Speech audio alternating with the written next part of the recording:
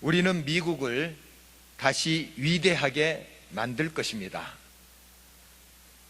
트럼프 미국 대통령 당선자가 목에 핏대를 세우고 외친 말입니다. 다시 위대한 미국으로 라는 슬로건인데, 그가 말하는 위대함이 어떤 것인지 감히 뚜렷이 잡히지 않습니다. 백인 우월주의의 나라를 말하는지, 미국 중심의 패권주의를 말하는지 그저 몇 가지로 짐작만 할 뿐입니다. 인간은 누구에게나 향수가 있습니다. 그 잔잔한 고향바다, 옷소매로 콧물 닦으며 뛰놀았던 산과 들, 그 친구들, 그때 그곳으로 돌아가고픈 마음이 있습니다. 서로 사랑하며 평화스럽게 지냈던 시절에 대한 그리움도 있지요. 풍요를 구가하며 아무 고난도 없이 남부럽지 않게 살았다고 포장되어 기억되는 때에 대한 로망도 있습니다. 현실이 고달프고 고통스럽고 고질적일수록 그 옛날로 돌아가고픈 열망은 더 크다고 할 수 있겠습니다. 그런데 다시 옛날과 같은 상황으로 돌아가는 것이 마냥 바람직하지만은 않습니다. 그 목적이 무엇인가에 따라서 그 로망은 절망으로 변할 수 있고 또 희망으로도 변할 수 있습니다. 인간 중심적인 탐욕이 그 목적이라면 그것의 결국은 파멸과 공멸을 부를 것입니다. 그러나 그것이 생명을 살리고 결국 하나님의 영광을 드러내는 목적이라면 그것은 회생과 영생을 우리에게 줄 것입니다. 2017년 올해는 종교개혁 500주년을 맞는 해입니다.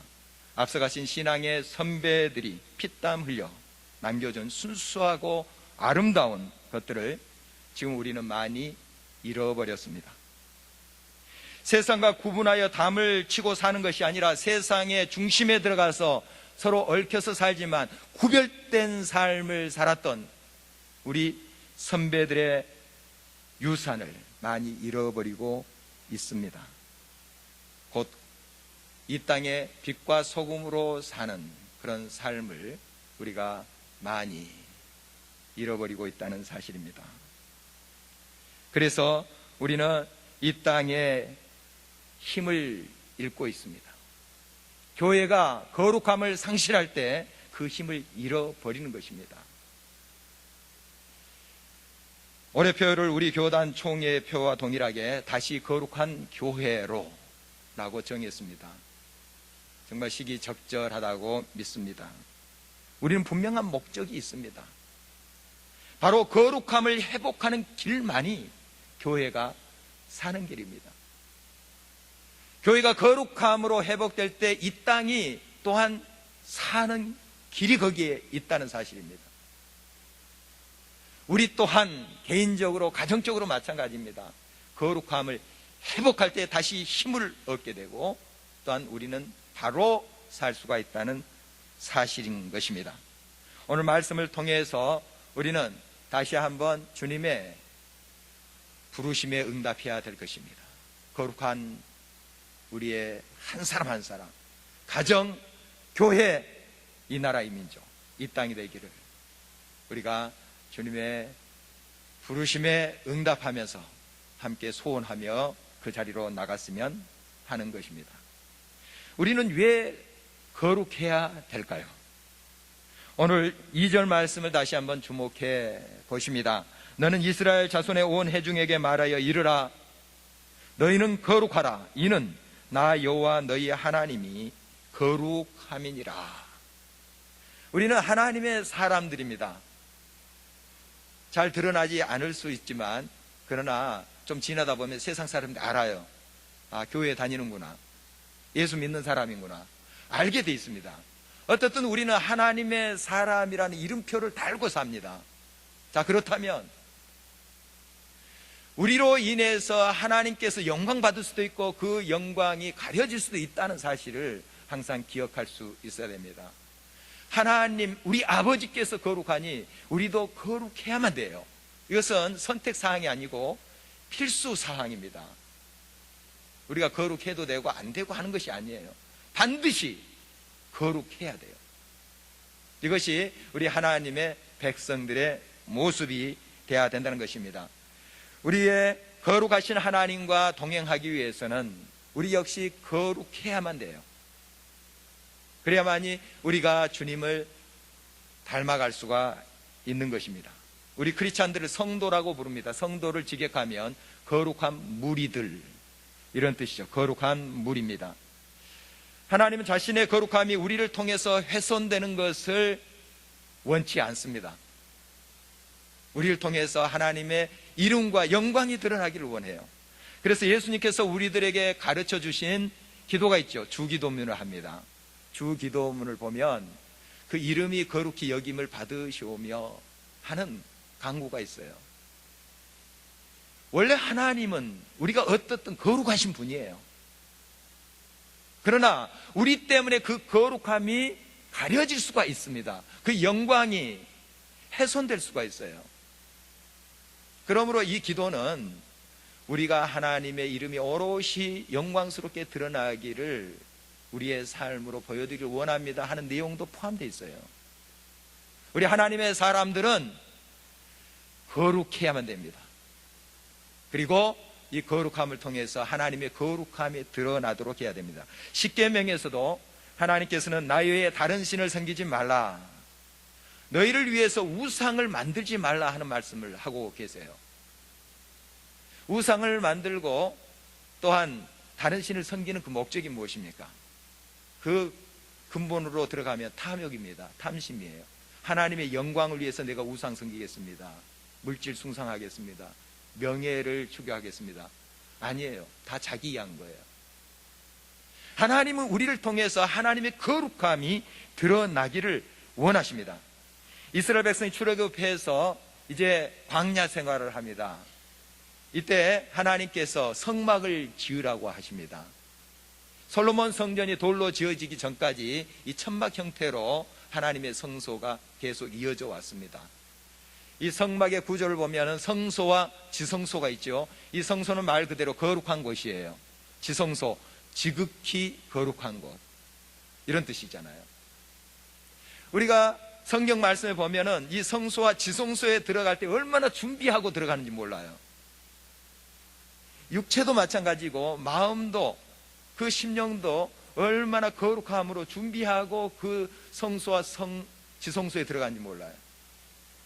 하나님이 거룩하신 분이기 때문에 우리도 거룩함으로 준비해서 하나님 앞에 나아가야 된다는 사실입니다. 선지자 이사야도 성소에서 기도하다가 하나님의 임재를 경험하게 됩니다. 하나님을 호위하는 스랍들이 두 날개를 가지고 얼굴을 가리고 두 날개로 발을 가리고 두 날개로 날면서 불렀던 노래가 있어요. 거룩하시다, 거룩하시다, 거룩하시다. 하나님의 거룩함을 노래하고 있었던 거예요. 그때 이사야가 벌벌 떨었습니다. 화로다 나여 죽게 되었도다. 하나님의 거룩한 빛 앞에 어둠인 채로 그가 존재할 수 없었던 것을 느꼈기 때문입니다. 하나님께서는 스랍 중에 하나를 시켜서 환상 중에 제단 숯불을 가지고 이사야 입술에 댑니다. 그러면서 이렇게 말씀하시는 거예요. 내 죄가 사하여 졌느니라. 내 죄가 사하여 졌느니라. 거룩하게 됐다 하는 그런 의미입니다. 여러분, 하나님과 우리가 동행하기 위해서, 하나님을 닮아가기 위해서 날마다 우리는 하나님 앞에 온전히 나아가야 됩니다. 거룩하게 나가야 됩니다. 우리 모든 사람들은 하나님의 잔치에 초대받았어요. 인종, 성별, 나이 상관없이 이 세상의 모든 사람은 하나님의 구원의 잔치, 천국의 잔치로 초대를 받았습니다. 외회된 사람이 없어요. 다 초대를 받았습니다. 그러나 다 잔치상에서 그 음식을 즐길 수는 없어요. 다 그 잔치에 참여하는 것은 아니에요. 예복 입은 사람만 참여해요. 우리 예수님의 비유의 말씀이에요.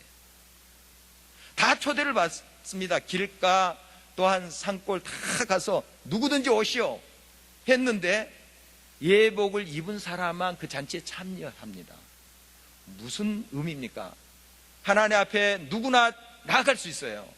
그러나 우리가 우리 자신의 연약함을 알고 하나님께 고백함으로 거룩한 옷을 입어야 된다는 뜻입니다. 거룩한 옷. 어떻게 우리 스스로 거룩해질 수 있어요? 죄 사함을 받을 수 있습니까? 없습니다. 그래서 우리가 예수 그리스도의 보혈의 능력을 믿는 거예요. 주님, 부족합니다. 저는 또 실수했네요. 주님 앞에 고백하고 예수 그리스도의 보혈을 힘입어 우리가 그 거룩한 예복을 입고 거룩한 옷을 입고 우리 주님 앞에 나아가는 겁니다. 바로 우리는 하나님이 거룩하시니 우리도 거룩함을 언제나 잊지 말아야 되겠습니다. 또한 우리가 왜 거룩해야 됩니까? 하나님의 명령이기 때문에 그렇습니다. 하나님께서 말씀을 통해서 너희들이 거룩했으면 좋겠다, 안 되면 말고, 이렇게 말씀하시지 않아요. 거룩하라, 명령이에요. 당연히 거룩해야 되죠. 하나님의 아들, 딸들은 당연히 거룩함으로 옷을 입어야 됩니다. 그런데 이 당연한 것을 못한단 말이죠. 이 당연한 것을. 어떤 사람은 그 어려운 것도 다 해냅니다. 그러나 우리 당연한 것을 못하는 거예요. 우리가 예수 그리스도의 능력을 믿고 그 피에 날마다 우리 자신을 적시면서 거룩함으로 응답해야 됩니다. 명령이에요. 거룩하라, 거룩하라. 알렉산더 대왕의 이야기를 좀 들어보셨을 거예요. 그 군대의 사병 중에 알렉산더라는 그 병사가 있었나 봐요. 그러니까 왕 이름하고 같죠. 그런데 이 사병이 행동이 망난이에요. 그냥 얼차를 주고 막 기합을 주고 뭐 매를 때려도 이거 고쳐지지 않는 거예요. 그래서 이곳저곳에서 수군대입니다. 개망나니 알렉산더. 물론 왕을 두고 한 말은 아니에요. 개망나니 알렉산더. 그렇지만 왕에 대해서 불만을 품은 사람들이 그 말 들으면서 고소해합니다. 개망나니 알렉산더. 이 소식이 알렉산더 대왕에게 닿았습니다. 그 소리를 들었어요. 안 되겠다. 그래서 그 알렉산더 사병을 찾아갑니다. 그리고 그에게 이렇게 말하지요. 내가 네게 두 가지를 명령한다. 그 중에 한 가지를 선택하라. 내 행실을 바꾸라. 아니면 내 이름을 바꾸라. 여러분, 우리는 하나님의 아들, 딸이라는 이름을 가지고 있습니다. 그리스도인, 예수님의 사랑, 이름을 가지고 있습니다. 하나님의 자녀답게 사는 것이 무엇이겠습니까? 거룩함으로 옷을 입고 사는 것입니다. 이 세상의 가치관이 아니라 하나님의 가치관을 가지고 우리가 나아가야 된다는 사실입니다. 왜 우리가 거룩해야 됩니까? 교회가 빛을 잃어버렸기 때문에 그렇습니다. 오늘 4절 말씀에 보면 너희는 헛된 것들에게로 향하지 말며 너희를 위하여 신상들을 부어 만들지 말라. 나는 너희의 하나님 여호와이니라. 이 말씀을 자세히 보니까 너희를 위하여 신상을 만들지 말라 말하고 있습니다. 꼭 우상 만들고 신상 섬기는 거 우리 자신을 위한 거예요. 하나님의 영광을 위한 것이 아닙니다. 우리의 삶도 마찬가지예요. 우리 자신을 위한 삶이 돼서는 안 돼요. 자아실현, 자아성취 이런 표현도 합니다. 교회에서도 많이 써요. 기독교 교육에서도 많이 쓰더라고요. 자아성취, 자아실현, 실현. 여러분, 사실 이것이 우리의 궁극적인 목적은 아니에요. 우리가 하나님의 영광을 위해서, 하나님을 위해서 살 때 하나님이 우리의 자아를 실현시켜 주시는 거예요. 그러므로 우리가 하나님을 위하면 하나님은 우리를 위하실 거예요. 그래서 하나님이 우리를 위하시도록 하는 것이 우리의 삶의 모든 노력이 되어야 됩니다. 하나님이 우리를 위하시도록, 하나님 그분이 우리를 위하시도록 하는 것이에요. 우리는 하나님의 영광을 위해서 사는 거예요. 이것이 참된 거룩함의 모습인데 이 교회가 그걸 잃어버렸습니다. 너무 당연한 걸 잃어버렸어요. 그러니까 힘을 잃어버린 거죠. 언젠가 한번 나눈 이야기입니다만은, 제가 이제 숭실대에서 현대인과 성서라는 과목을 강의한 적이 있습니다. 제가 매 학기 때마다 첫 시간에 좀 기독교인들, 또 불교인들, 천주교인들 몇 명인지 좀 파악을 해요. 수업 진행을 위해서 다른 종교를 가진 이제 학생들이 몇 명이 될까 좀 파악을 하면, 제가 어떤 용어를 어떤 정도껏 써야 된다 하는 것이 결정되기 때문에 꼭 그걸 파악을 해요. 첫 시간에 한번 손을 들라 했습니다. 천주교인들이 제일 많아요. 그 기독교 학교입니다. 아무래도 이제 일반 학교니까 다른 종교 가진 학생들 들어오지만, 그래도 그나마 이 미션 스쿨은 기독교인들이 비율이 좀 높긴 해요. 근데 천주교인들이 제일 많아요. 그 다음 불교인, 개신교인이 제일 적어요. 손든 사람이. 좀 의아했어요. 예상과 빗나갔어요. 나중에 알아봤더니 이 개신교 학생들이 손을 안 든 거예요. 왜요? 부끄러워서. 이것이 지금 한국교회 민낯입니다.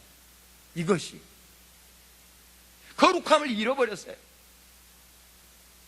하나님의 거룩하심 같이 우리도 거룩해야 되는데, 말씀 중심으로 하나님의 영광을 위해서 살아야 되는데, 그 자리에 떡 내가 앉아 있는 거예요. 자기를 위하여. 이 우상을 깨뜨려야 됩니다. 그렇지 않으면 이 땅 소망이 없다고요. 탐심은 우상 숭배입니다. 자기를 위한 그 모든 것의 근본에 들어가면 탐심이란 게 있어요. 자기중심적인 탐심이 있어요. 골로새서 말씀에 의하면 이거 우상이에요. 우상 깨뜨려야 돼요. 나 중심적인 모든 삶에서 하나님 중심으로 돌아가야 된다는 것입니다. 그래서 골로새 교회를 향해서 바울이 외치지 않아요? 위의 것을 찾으라. 땅의 가치관 버리고 위의 것을 찾으라. 무엇입니까? 위의 것이 무엇입니까? 하나님의 뜻을 찾으라 하는 거예요. 하나님을 위해서, 하나님의 영광을 위해서 하나님을 기쁘시게 할 것이 무엇인가를 먼저 찾으라 하는 거예요. 그러면 하나님이 우리를 위하시는 거예요. 하나님이 우리를 위해서 역사하시는 거예요. 이걸 우리가 빨리 깨달아야 됩니다. 그래서 날마다 위의 것을 찾음으로 하나님의 가치관으로 옷을 입고 나갈 때 우리의 삶은 거룩함으로 하나님께서 빚어주십니다. 이것이 나를 살리고 내 가정을 살리고 공동체를 살리고 이 땅을 살리는 구체적인 방법이 되는 것입니다. 더 자세히 어떻게 거룩함을 우리가 회복할 수 있나요? 먼저 예배의 회복에서 그 답을 찾아야 됩니다. 오늘 5절에서 8절 말씀이 이 예배에 관한 것이에요. 5절 한번 읽어보도록 하겠습니다. 너희는 화목제물 여호와께 드릴 때에 기쁘게 받으시도록 드리고. 예배를 드릴 때 하나님이 기쁘시도록 드려야 된다 하는 것 아니겠습니까? 그래서 여러 그 이후에 저를 살펴보면 이 예배를 어떻게 정성껏 준비해서 드려야 되는가 세칙이 나와요. 이 예배는 하나님이 기쁘시도록 드려야 되는 겁니다. 우리 너무 당연한 이야기지 않습니까? 그러나 이 당연한 것을 우리가 못해요. 너무 당연한 것을. 예배에 여러 순서가 있습니다.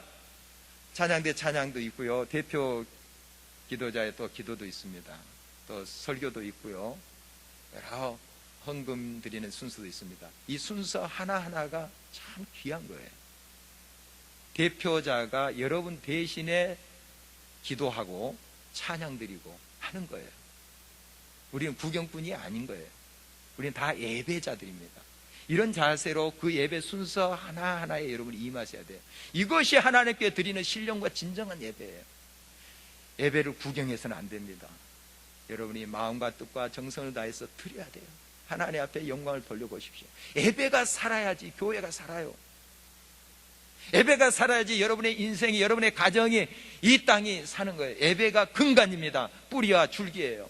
이건 무너지면 아무리 화려하게 그 인생 세워도 근간이 없는데, 무너졌는데 어느 순간 와르르 무너지는 거예요.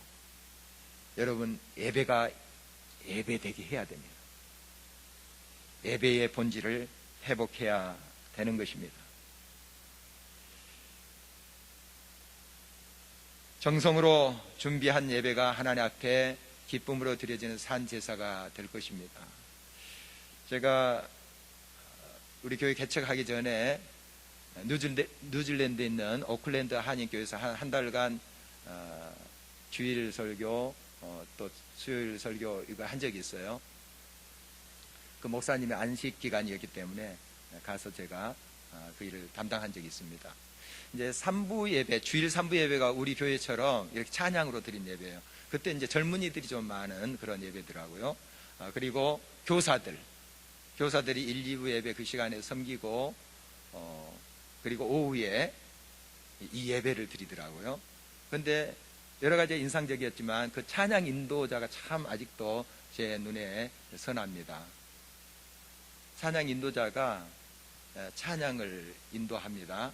하고 보통 이제 찬양 인도자들이 예배 중간에 저 뒤에서 맴도는 경우 있어요. 그런데 제일 앞자리에 앉아서 예배 순서 하나하나에 주목하더라고요. 경청하고.